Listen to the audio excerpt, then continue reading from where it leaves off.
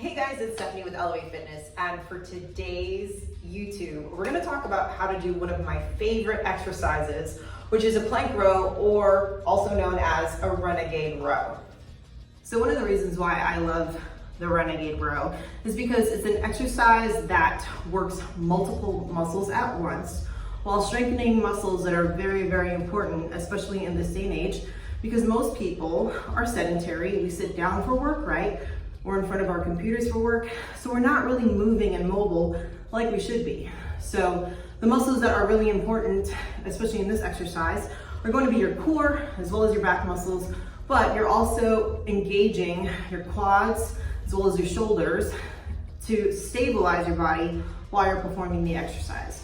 So let's get into how you should be doing it. So first thing, you want to be in a plank position, which a perfect plank is going to be hands right below the shoulders, separating your feet at least hip width apart and keeping your spine in a neutral position. You don't want to have your butt up too high, right? Don't want to have it up here. And you don't want to have it too low either. You don't want to drop it. There is that sweet spot where there is almost kind of like a steel rod through the body and you can't move it. You have to keep it straight. Next thing you want to do is keep your feet about hip width apart. Now, if you're a beginner or you're new to the plank row, but you are strong enough to do it on the floor, you can separate your feet about shoulder width apart so that you could have good stability. Otherwise, if you're more advanced and you work out like 6 to 7 days a week, you can actually challenge yourself by keeping your feet closer together. The closer together your feet are, the more challenging it's going to be on your core muscles. Now, once you're in the position of feet hip width apart, hands above your shoulders, you're going to take the weight, bring it to the hip bone, and then drop it back to the floor. You want to keep your hips square with the floor while you're bringing it up. No rotating out like this, okay? And when you're bringing that weight up to the floor, you want to make sure that your head isn't protruding forward, but that you have it in a neutral position. You can even look up slightly. Finally, what's really important is breathing.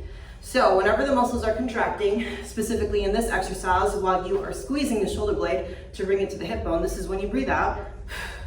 And as you drop the weight, this is when you breathe in. So exhale, inhale. Exhale, inhale. Now for those of you it may be too challenging for you to do the full plank row, you can always do a modified where you're on your knees instead of your feet, but you're focusing on all the same points of keeping your knees about hip width apart, making sure that your hand is directly under your shoulder, and pulling the weight to the shoulder blade, and then controlling it as you drop it back to the floor. If you want to make it challenging, you can even put your knees closer together, and that will cause you to activate your core more, so long as you're trying to keep your hips square with the floor.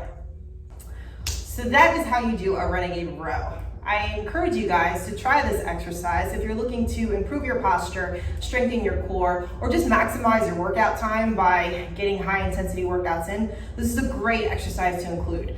Feel free to leave a comment and let me know how this workout works out for you.